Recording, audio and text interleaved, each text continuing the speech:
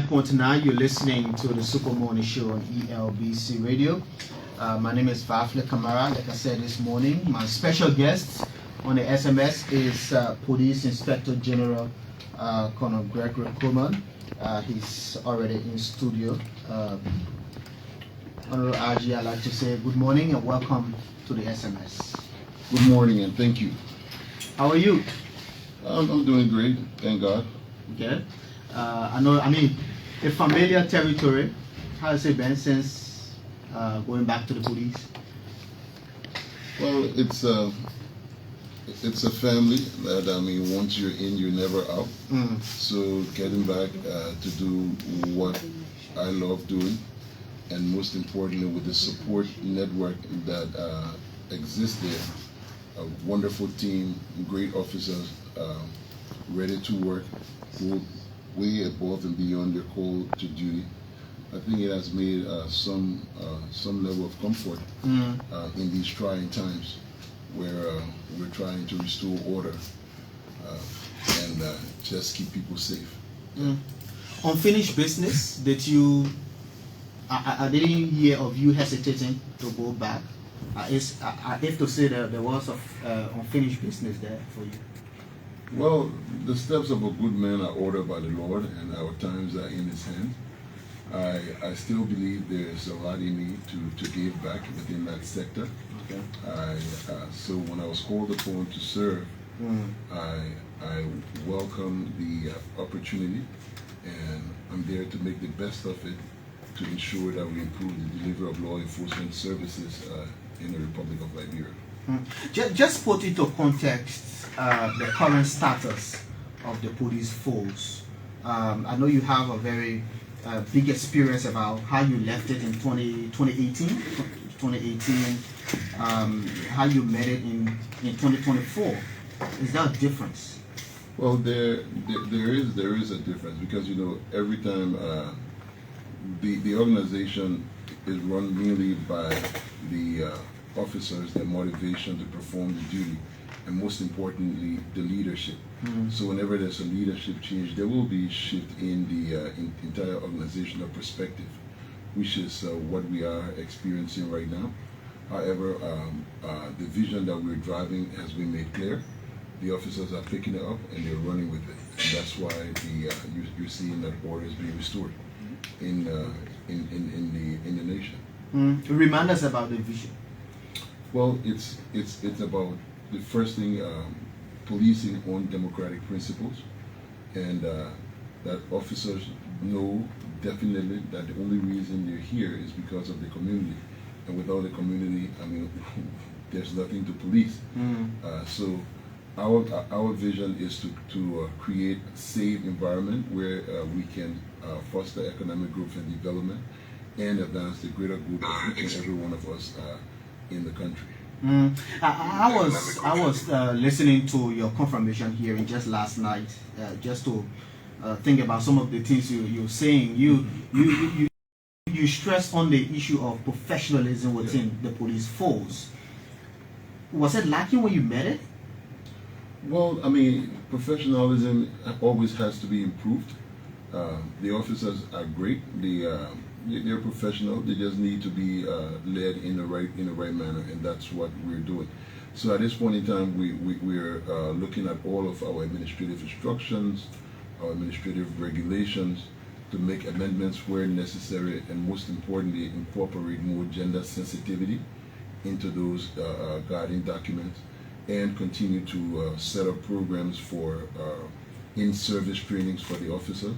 Which if you want to drive professionalism, we've got to continuously upgrade the officers by going back every now and then to get some refresher so that they don't lose whatever they've been taught over the years. So we have all of that in the pipeline. The academy renovation is coming up, and then we're going to start more in-service training so as to bring officers up to speed as to what we expect from them when they go out to perform their duties. But overall, the call to duty has been very loud. The officers have been quite receptive, and they've been working way above and beyond, their normal call to duty. And I want to say thanks to each and every one of them, those in leadership and the linesmen as well. We're not there yet.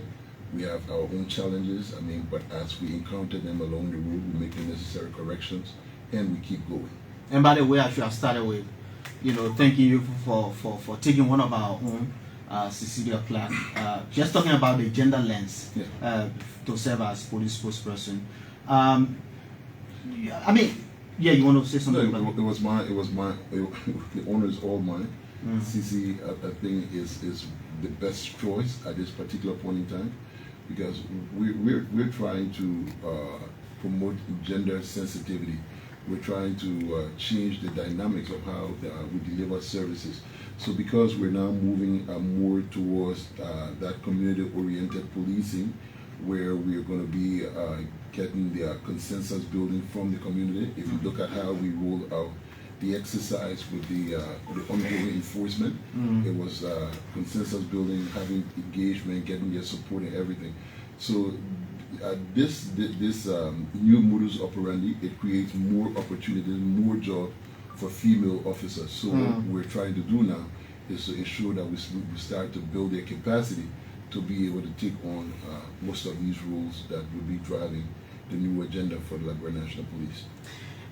Public confidence in the police, how is it? Public confidence is low. And, it's low? Yeah, it is low. What informed that? Well, I mean, there were a couple of surveys even before I came in around the elections that we can reference. I think one by NAMOD, and there's another one from an international source which I can't really cite right now. But there's a lot of other factors that you can look at to determine the confidence level. One, the number of cases that are reported to police. When you see a significant drop in there, it means that the people just do not even trust you. So why would we even waste our time to come and report when we know that nothing's going to happen? But over the last 3 months, we've seen a little bit of an increase based on the stats, but it's not at a point where you say, I believe now the confidence is there. So we have to do a lot, increase accountability, trust, communicate better, so that people can understand and believe us again. Because look, I mean, we are at a very, very, very difficult end of the stick. When you serve in a police service, especially in a nation where bad governance has been ingrained for a while, all of the anger, the frustration of the people come towards the police. So when anything goes wrong, they know that the police will stand up there to provide that protection of their rights and the protection of the rights of those who are not involved. So automatically the police become the bad guy. And then there's more of those aggressions towards the police because there's serious lack in the deliverance of governance services. So it is a challenge for us, but as we increase our trust and accountability, reach out more to the community, get their buy-in, try to build an anti-fragile relationship with them that will be able to withstand shocks and stuff, I believe we're going to improve it. And so we're looking at over the next 3-4 months, we're going to call for independent surveys again to see what people confidence level we're going to be like at that particular point in time. Yeah. It's fully understood that low confidence, police confidence, public confidence in the police was inherited. But I mean, you saw that and you went there. You went for it. But I just want to understand if you've done enough investigation to know exactly not just the problem, but how the problem can be solved. Well, solving the problem is not just a police thing. It's all of government contribution. Basic social services has to be provided. When you look at what constitutes a safe community, it's not just the idea that you have police officers detecting and deterring crime.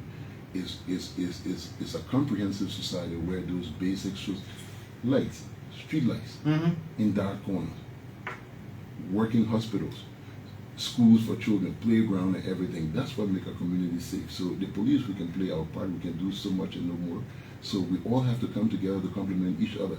The exercise that's ongoing with enforcement in the strict enforcement zone is also being complemented by the Ministry of Public Works and the city government, the Monrovia City Corporation. There's a technical committee working behind the scenes to look at the marking of the streets, to look at getting the street lights back on, and to put road signs up so that we can be able to now enforce better within that zone and then extend it on. So it has to be, we have to bring resources together. The resources are extremely limited, so we have to synergize and make sure that we're making the best of what's available to us. But how well sector ministries, agencies aware of this, that the provision of basic social services to the public enhances a safe environment, and it makes your job very easy? How well do they know that? For example, the Ministry of Youth and Sports, the Ministry of Finance to disburse funding for the distribution of basic social services and all that. How well do they know?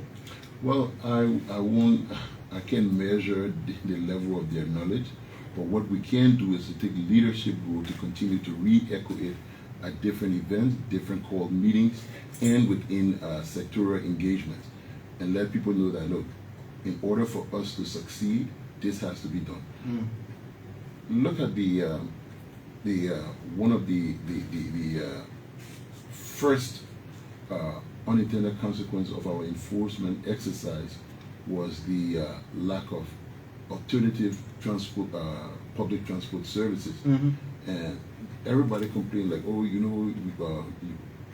what, MTA didn't have buses, so you should not have done it. But that's not how they measure police performance. They do not measure police performance by how many buses are on the street.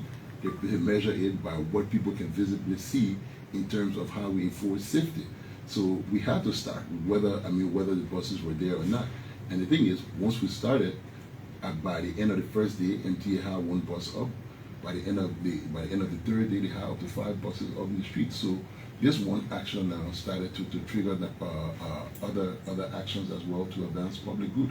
So it's all about how we can support and lead in a way that you encourage other people to do what they should do as well. So the first step is protecting lives and properties as per your mandate. I see a lot of new guys in new uniforms. Was there a recruitment? Yes, there were recruitment of 2 classes in 2023, class 45 and 46, and they're out in the field right now before being officially assigned to the different posts. So yes, when you see those new officers like you mentioned, they're from those classes. And so we're hoping that once the budget is passes and is made public to us, that these classes will be incorporated and placed on payroll, because one of the complaints that... So they're not on payroll yet? Class 45, class 46 have not gotten their salary for a couple of months. But yet they're serving? Yes, yet they are serving. I find that difficult. Exactly. How? But doesn't that have a toll on them, on their service? It does. Who wants to do free work? I mean, getting up every day, paying your way to come to work and stuff like that. But it's how our budget is structured. Over the last few months, we've been running off 112, and the 112. But it wasn't an emergency to incorporate them. It wasn't. It is an emergency. Then the funding is not available. Well, it is it should be treated as an emergency because they're working and need to be paid. So, 112 did not incorporate them from the last budget cycle. So we had to wait until we reach until this budget is passed, and then the first payment, they're going to receive their 4-month salary. So I mean, that's when I talk about how committed and dedicated the officers are. That's just a classic example of people who are dedicated and ready to serve this country. So I mean, but who was inspiring them to work if they're not receiving salaries?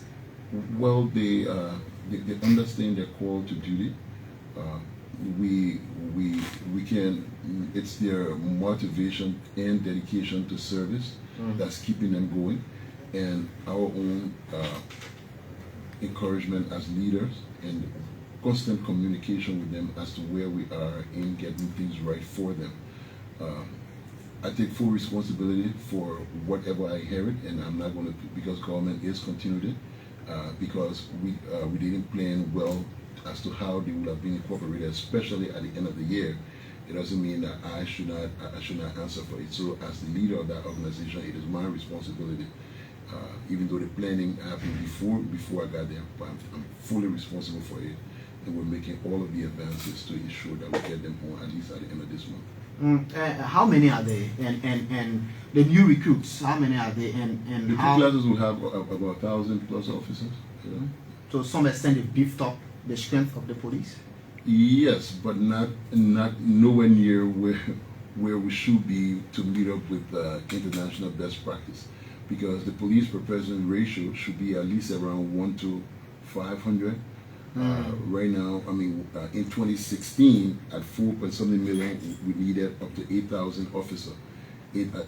This year, with the new increase in the population, we need almost around 12,000 officers, and we're just around 5. So there are serious challenges. And then one of the things is, I mean, getting the officers in the leeward area. I mean, the support that should, like hazard pay and stuff for them, you know, in those areas, they're not forthcoming, so they become demotivated. Sometimes you have them deserting their post. We're forced to take administrative action on them, regardless of whatever difficulties there are, at least to be able to maintain discipline between them. We're not happy to do that, but when they desert, we're forced to act as per our mandate. So, I mean, I'm authorized to act, and I'm also authorized to ensure that I make the requisite requests from government to provide what they need to make them to remain motivated and be properly compensated for for the service they gave to the country.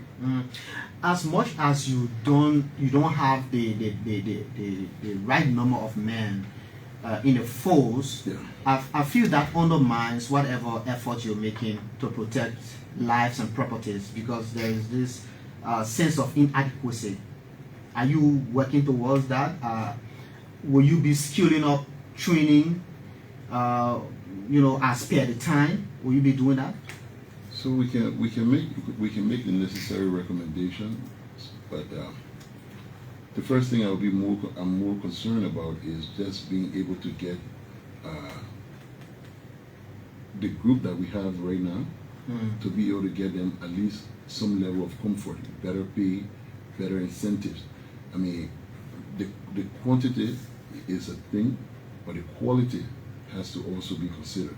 I mean, at this number, catering to them is already a challenge. So, what do you want to just keep adding and adding? So, the recommendations will be in twofold. One, the first and foremost thing, provide what is needed for the existing officers, and then we can recruit. But if we cannot adequately handle these existing officers, then why add on at this point in time? I'm not saying it's not a need, it's a pressing need, because in some areas you have the police per person ratio going as high as 1 to 3,500 persons. So, I mean, and that is very bad, because that one officer, what can he actually do? So, I mean, we're making the right calls to government. His Excellency has been extremely supportive. They've been listening to all our different programs. We've done the need assessment and everything. The Minister of Justice is there, always lifting our cause whenever we call up. So there are some plans within the pipeline, but let's see how things go. I mean, over the next few months, hopefully we will be able to get some improvement for our officers. They've made some requests that I've listened to. I've heard it very well. I've clearly communicated those requests, and they're all legitimate concerns. So let's hope we can address those, and then before we look at expanding. Are there crime zones? As somebody who was in the force before, heading the team, I know you earmarked areas that need police attention to curb crimes and criminal activities. Yeah. Where are those areas, and do they still remain from the time you were there and now? So that there are areas that there's more prevalence of crime, but it fluctuates every now and then. So whenever we deploy resources in those areas that we're noticing a surge in crime, then it moves on to another area. But the question is a bit tricky. So I would choose not to list areas, because the next will be IGC. This is a no-go zone because of crime. But we have our crime stat that we're going to be coming up with in the next month or so. And the stats will basically give you detailed explanation as to, these areas that you can see prevalence of crime. But I don't want to just list anywhere right now before it be that, it's this area, it's that area. But we are concerned, seriously concerned about certain, we're seriously concerned about certain areas. And every time we get those concerns, we make tactical adjustments to ensure there's a reduction of crime. It's not just by the presence of police officers, but it's also engagement of the communities, having those community discussions, letting the community members know what we're noticing, what would be their role to support policing in their areas, and other mechanisms. Sometimes we go in with the community watch forum. We help to equip and train their people so that they're actively involved as well. And that has been really, really helpful. Yep. Our website is being redesigned at this point in time. There will be a special portal that will be able to give you detailed explanation of all of the stats. You will be able to see where these crimes are being carried out, and the time in which they occur as well, and the kinds of crime that are in those areas. So that will be our way of communicating, so that we don't just brand certain communities as the dangerous areas, because in all of those communities are good people, citizens demanding the service of protection of their lives and properties as well. Prior to you leaving 2018, there was a noticeable initiative that you undertook, the installation of CCTV cameras at various points. I remember one was in Broadville, I think somewhere around here they did as well. Are you introducing that initiative? Reintroducing it? So they were all decommissioned after I left. We're looking at a bigger project, a safe city project. There's a lot of assessment being done. We've gotten the first quotation on it. It's a massive project, very cost intensive, and we're still reviewing it, looking at other options to see what would be the best, at least within range, and then we can roll it off from there. But there are a few secret cameras being installed, but I mean, I would not consider it in the to be able to achieve what we're looking for. This one is more for accountability for our officers, and they're in strategic areas where we've noticed that there's been continuous report of harassments. So we deploy those cameras in those areas just to be able to monitor ourselves, to police ourselves, and then take the requisite action when we catch ourselves in the camera. Does the public know about those cameras? The public, no one knows where they are. Okay. I mean, the officers. I mean, you just letting them know that they're out there right now. Okay, you're listening to the Super Morning Show. This morning we have Police Inspector General Gregory Coleman. Let's talk about the no-go zone restriction. First of all, I was confused and didn't know the rationale beyond the early introduction of such a restriction. And on top of that, I was also confused and shocked to have heard that you've also issued 11 p.m. How do we call it? Restriction on the motorcyclists that don't ply the streets on this 11. Let's talk about the no-go zone restriction. What informed the decision to introduce the restriction? So let me make this emphatically clear. There is absolutely nothing like a no-go zone. The road users are taxpayers, and they have access to the road at all times. I mean, if for any reason the police deem it necessary to shut down certain routes or deem it not safe for certain vehicles in certain areas, we make the pronouncement and then we enforce it. What we have is a strict enforcement zone. We're not stopping anybody from entering that zone. We've just given them what the law says and how you can, once you're complying with the law, you can enter. So it's not about just wanting to create this era where nobody's supposed to enter. We're just saying when you're entering this era, this is where the vehicle and traffic laws are being the first era where we're going to be strictly enforcing them. And it's not just for motorcyclists. It's going to extend. The reason why we were concerned about them because they're the most vulnerable. Their accident rates, I mean, very, very high. Every day there were brain trauma at the JFK hospital, and most of those accidents came from within the corridor that we've cut off right now. So what we did, we just decided to enforce the law, which is what the government of Liberia pay us to do. So this is lawful. Yeah, it is. It is. Every last restriction that we have earmarked for this particular exercise, they're all backed by the law. The vehicle must be insured. Driving is a privilege, it's not a right. So I mean, in order to enjoy those privileges, there are other responsibilities that come with it. You must be registered to use the road. You must be licensed to use the road. You must drive under safe conditions when you're riding a motorcycle or a tricycle. So we just decided to enforce the law.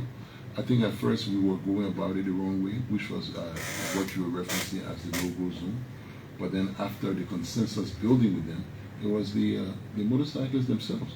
I said, listen, we just want to be compliant with the law. We don't want you to restrict us from where to go. So as we said, deal. The vice president came in. They sat there. They said what they wanted. He asked me if it was something that we could accommodate. I told him as a vice president, yes, 100%. This is the law, and that's what they're asking for. So I think we should comply with it, and that's why we've started this. And I think it's ultimately the best angle to have taken it from instead of coming up with a no-go zone restriction. I guess we're in a third week. How is it? How is the compliance? Fatima, I guess same but you're a road user. What do you see? What do you think? It's still difficult for people who go to town. They can't find it back. Okay, so it's not just about the difficulty, because when you talk about the difficulty of getting a ride, then it takes one step outside of my control or my area of responsibility, and that it goes on those who are responsible to provide public services. But using the road as a road user, what do you think? What the last 2 weeks, 2-3 weeks? I mean, it doesn't look better. Maybe we'll open the phone lines and people will give their own testimony. Yeah. But I'm concerned about. Do you fly to work? I'm concerned about making transportation easy as much as you want to protect those who commute. Are these motorcyclists chooping to register their bags? Of course. Getting their helmets. They're becoming more compliant by the day, and I mean it's amazing. We didn't just stop there. We're here to solve problems. The leadership came back to the office and sat with us and said, listen, this is a little too high for us. Here it is. We're paying for chauffeur license, and at the back of the license there's a category that's not being issued. It is category D. It should be motorcycle license. Immediately we pick up the phone and call the Minister of Transport. That has been looked into already, and I think the price will be reduced for them to somewhere around $30 or so. So that was one problem solved. They came back with the insurance. The insurance is too high. We called the Association of Insurance Companies. We called the Central Bank, and they came back with around $95 from the $125 that they claimed they were paying. So we've been working closely with them to be able to ease some of the difficulties they're having behind the scene, and they're complying. One of the difficulties too with the issue of the insurance is that the insurance companies are refusing them because of the frequent commission of accidents. They're high risk clients, but companies are still accepting them. They're still registering them. But I mean, come on, if you're in a business where like insurance, you want to make sure that you're not insuring someone who will have a higher chance of being involved in an accident. And that's why we're not just stopping there. We're going to be complementing it with training and how to use the road just to be able. So once we conclude with the Ministry of Transport on the licensing issue, then going forward as they register for license, the last component before getting a license will be to come to the academy to get some level of training on road safety and how to to use the road responsibly before the licenses will be given to them. So this week, the Minister of Transport and the Liberia National Police will conclude all of the details, and then we'll start to roll on the training. But given the difficulties that they face with the insurance companies, don't you think there should be flexibility there with the insurance? You can get everything. You can be helmeted. You can have your view mirrors. You can have your reflective jackets. You can have your bags registered, your plates and all that. But when it comes to the insurance, that which they find it very difficult because the insurance companies are kind of skeptical about how to take them. Don't you think there should be flexibility with the insurance issue?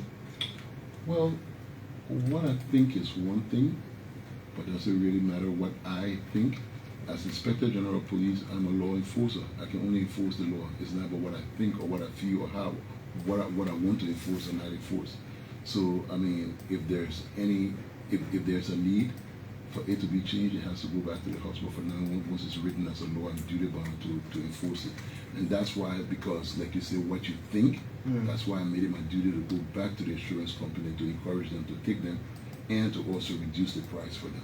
But I cannot say that we'll relax the insurance because I don't have that authority to do so. What has the restriction exposed? A reduction in crime. I did not fully verify, but I did see a post from the brain surgeon at GFK speaking about the reduction of trauma, the brain trauma on a daily basis at the hospital. Well, I mean, that is the only thing that has changed over the last 2 weeks is the restriction, even though we have not done a full research to actually verify, but the one variable that we know that has changed is the fact that this restriction, more people are wearing helmets, more people are are taking the necessary safety steps to keep themselves safe. So there's orders being restored on the road. People can drive more freely and safely. The motorcycles who are compliant, they are following the laws. We have a lot of them who have just decided not to be compliant. There's been massive assault on police officers with these motorcycles. We've had over 18 cases where officers being injured just by motorcycles, just deciding to run through the enforcement zone and wound the officers. Now they're coming with sticks, assaulting the officers. I mean, and these are things that we'll have to put measures in place to curtail them. And look, what the only way we can calculate the use of force is whatever it takes to ensure that we're able to bring you to subjection to the law. So if you violate and you think that it's okay that you can assault the officer with a stick, we'll go after you. And those who choose to ride these motorcycles that are non-compliant and enter the enforcement zone, you're doing it at your own risk, because we use whatever mechanism available to us to make sure we stop them. And in that regard, you are going to be placed at risk. The one thing you can do is when... Because there was an incident at Vamoma. Okay. Well, I don't know which incident you're talking about, but there's been numerous incidents. Where police chased a violator and the violator, fell and got hurt, was taken to GFK and all that. And go with the last part. No, you can tell me what happened there. And he had a weapon on him. He came and ran through the enforcement zone. Okay, so these are the things we're talking about. The people, most of the crimes being committed, the vehicle of escape has been motorcycles. So we talk about the 11 o'clock restriction you mentioned. We're saying let's stop running by 11, so at least the criminals can have way to move from one place to another. So if you're violating after 11 o'clock on a commercial motorcycle, you're not having an emergency to rush someone to hospital or anything, which of course, if you're in a legitimate emergency, you will stop and explain to the police that this is what I'm doing, I'm trying to save a life here. And the police will even give you assistance to be able to get you to where you're going to save that life. But once you start to run, we know automatically you're a criminal. The case that you just mentioned, he bulldozed the checkpoint, ran through. I mean, no, as a matter of fact, he was just unfortunate because as soon as he bulldozed the checkpoint, he ran straight into the bus. Nobody was paying attention to him because we already knew he had bulldozed and he was gone. Ran straight into the bus, fell down. When they went to check in, he had a weapon. So those who are violating after this 11 o'clock time frame, they're merely criminals. They're merely criminals, and that's why we're going to become now very, very hard on them. They're strict order for officers to enforce, because once you own it, it's a getaway vehicle. Well, most of the cell phones and stuff that have been pulled away from people have motorcycles. There are great young men and women out there riding to provide for their family. Equally so, there are criminals who have jumped among them to use that particular means of transportation as the mode of operation. And that's why we're continually asking people, please adhere to the restrictions. Ride with only those who are authorized. Wear your helmet so that the police don't have to chase you. Some of the motorcyclists have started complaining that the 11 p.m. is so close. It's so close. Some of them, the genuine ones. We intend to bring it down to 10. We intend to bring it down to 10. So let's just stick to the 11 for now and observe it. But we're looking. I still do believe there are genuine, very sincere, responsible motorcyclists who still ride up to 11. But I also do believe 12 a.m. What informs your belief for 12 a.m.? 12 a.m. I do believe that there wouldn't be any genuine, responsible family man motorbike rider out there. Okay, so listen, you got from 6 o'clock in the morning. So you think you really want to ride from 6 o'clock in the morning straight to 11 o'clock in the night or 12 o'clock in the night? As a matter of fact, you should even be tired. That's one of the reasons why you need to go rest. So that time frame, we're looking at bringing it down to 10. If the crime do not within the next month, if it doesn't drop to where we want it to, and we start seeing, look, we're not just doing guesswork. We're looking. The police has got a good crime statistics database, and when you look at the analysis, it informs you of what you need to do to prevent some of these crimes from happening. You look at the hours of prevalence and everything, you're able to make informed decisions. So this is not guesswork. This is an analysis being done. So if the crime doesn't go to where we want it, we drop it to 10. A lot of people are concerned about, sustaining those who appreciate it, sustaining the restriction, even the 11 p.m. curfew. But what the political system cannot guarantee is that it will be sustained despite being lawful. If so, your predecessor who have introduced it. I want to know, given that this is a political job, you may be removed the next day, what's been put in place to sustain this restriction? Well, it's like you say, it's the leadership you referenced my predecessor. It's the leadership. We can decide what to focus on. We're just focusing on enforcing the law. And it's my hope that as a law enforcement body, if even I'm out of this seat and someone else is replaced, I hope they just come ready to do their job, and that is to enforce. So we're not. But you went around sustaining it. We're not waiting to police to just continuously police people throughout. It is our hope that through these exercises, with education, more information out there, that people will learn the culture of safety, and safety will become a thing that people do, not because they're police, but they do it because it is a way of life. That's what we're hoping to go. It's taking a lot on the police just to sustain this, because we're committing all of our resources to this particular exercise.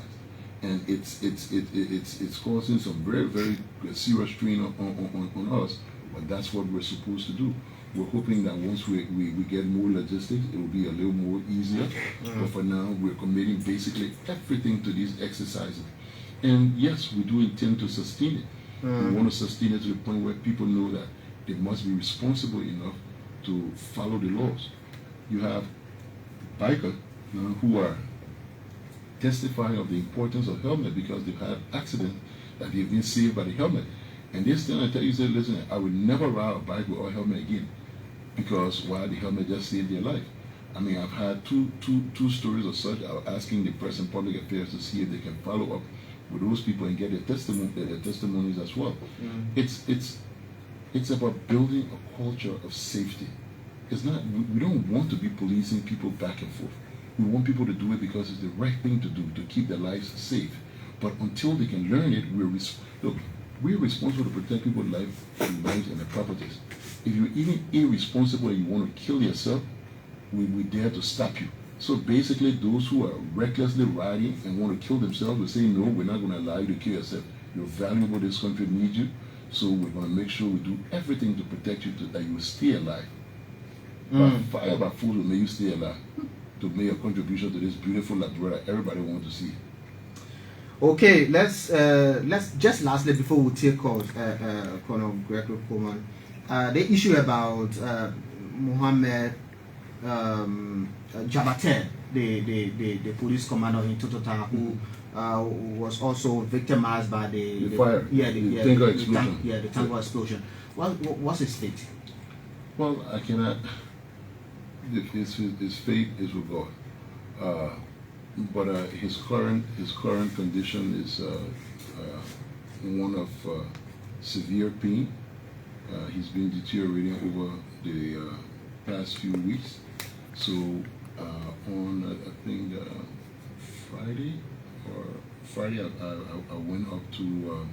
I was coming from the border and I stopped to visit him, and I saw the condition he was in. We moved him to the 14th Military Hospital, where they have surgeons that are responsible specifically for burn, and I just got a text on the assessment from India on what it would take to fly him there for advanced treatment as well.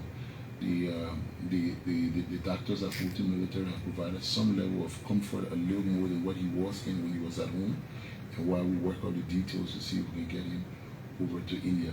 I think one of our greatest challenge would be to fly him out, because no commercial airline, so far that we've spoken to, will be willing to take in the condition that he's in.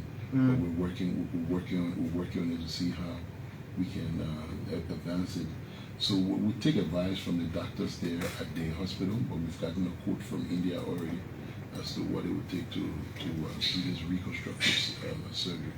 So it is a priority for us. Jabate was performing his lawful duties, trying to get people away from the tanker when he blew up, and he became a victim as well. He's one of the few survivors, and it is our hope that we can do everything to be able to save his life. But this latest intervention by you is followed, public complaint that he was abandoned by the police. Jonathan has never been abandoned by the police. If you have the time, you can reach there and go and talk directly to him. At no point in time. That's what he said. No, at no point in time was he ever abandoned. No point in time. Personally, even before taking over as Inspector General of Police, I went there to him to the hospital.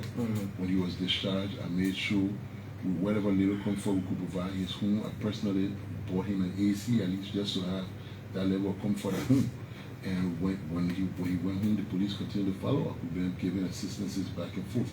It's the family members are sitting there. They're looking at him on a daily basis. So they see the need for further intervention. We're not there. We can only provide whatever support from the back end.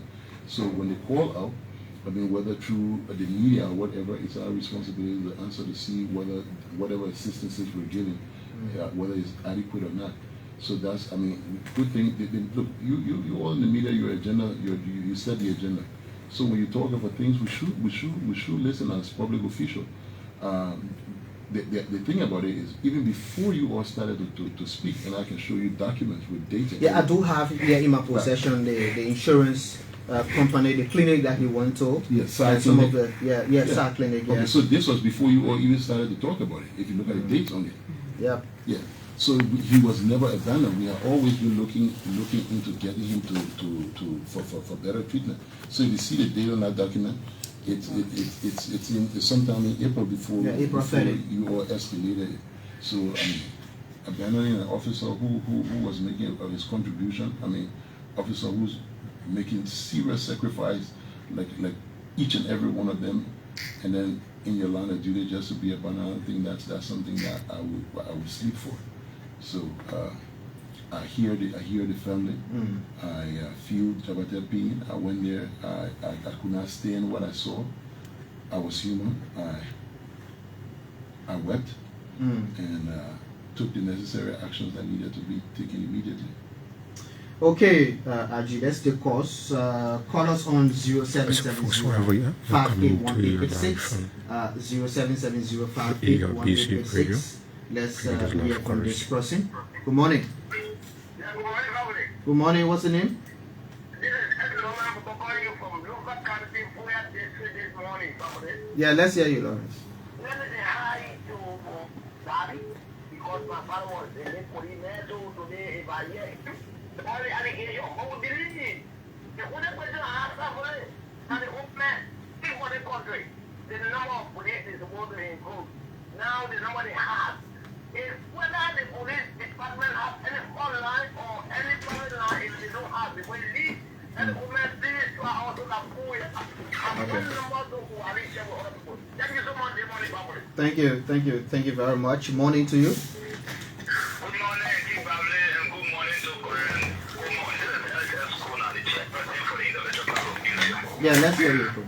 I just want to appreciate you for the reforms that you normally bring to the police. But my attention is drawn to a few things. Normally when it comes to the position in modify the entire system and after in leave the scene, everything goes back to normality. I don't know what plan do he have for future say of all of the different policies that you put in place. Okay. The next question. The issue about the insurance in Liberia. The insurance company in Liberia, normally they take our insurance fees for our vehicle, but what actually happens, even when we are at the traffic court, they don't come out. What the police also doing to put their feet to fire so that they can come to the call of their client. Thank you very much. Thank you very much. Good morning. Yeah, good morning. Good morning.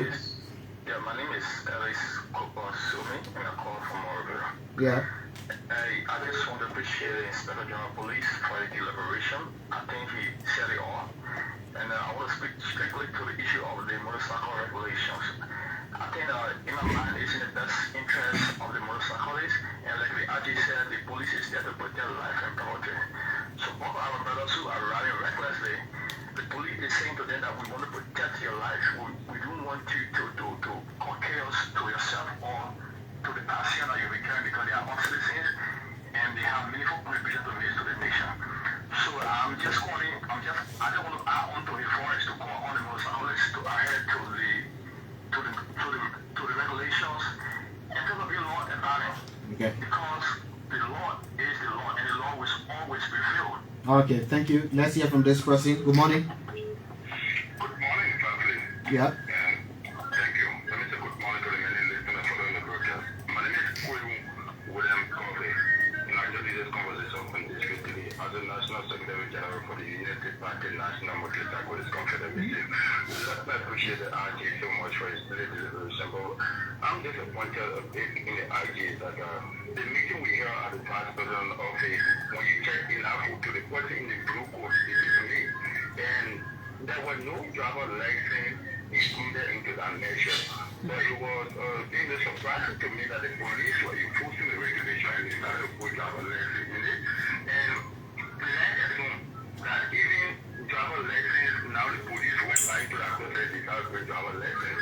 Why is it that the taxi and the truck cannot have the same license? But then you want the motorbike and the taxi to have the same license to pay the same amount. Now that you see to traffic, even when it comes to registration, the motorbike is the least registered moving object. They don't pay the amount of taxi. So how can you divide the same license on the inside? That would be more risky because psychology would allow whoever goes to driving school and license. Okay. Okay. I'm a driver and it can take risk and other people life. It is more risky. So I suggest that let them try to look for license for motorbike special. They should be the same as taxi. Okay, thank you very much. We can take this call. Good morning. Good morning. Good morning. Yeah, what's the name? Good morning to the ELBC family. This force is were political men. And I join you from my research center in this show, Larry Cadwell. I listened to the IG. He spoke excellently, and I want to appreciate him for the measures put in place, especially for the motorcyclists. But I have one reservation that I want to share with you when it comes to the issue of insurance and the license. The license, please, let him work with the Ministry of Transport to have a category, because on a no condition, the motorcyclist license will be so at the same as the heavy duty or the license. So let me look at that one. Okay. The insurance, please. Let them work with the insurance company to see up them. The issue of insurance, let's get rid of on motorbikes. For the fact that Okay. no matter what happens, motorbikes will continue to, every time accident cases, insurance company will not get the chance to. Okay, let's hold you there and speak to this last caller. Morning. Morning. You're coming in very broken. What's your name? My name is James Stanton, and I'm calling from Rehab. Yeah, go ahead. Yeah, so I want to say thank you so much to the RG. He spoke well. And for me, for recently, I've been driving through thing called to Central Town. I think the bikes are not too much, but I have a question. That if these guys having to meet up all of the requisite requirements, and there are many, it's covered like maybe thousands in Central Monrovia. What is the measure that police is putting in place to curtail these guys? And the next thing is, what is the measure are you putting in place to curtail some of the reaction for police and citizen protests? Because what the last three protests I have noticed, the reason was to compare police arresting citizens and then King George situation and the UL situation. So is there any measure that you are putting in place at least in the future to curtail this action? Thank you very much. Thank you very much. As you listen to the callers, and specifically too, I want to add that there was brutality against the motorcyclist president John Kenya. I don't know if you know about that. Yeah. So you can just respond to the concerns. Okay, so the first caller mentioned something about emergency numbers. So the police were working on the short code for the 911 short code.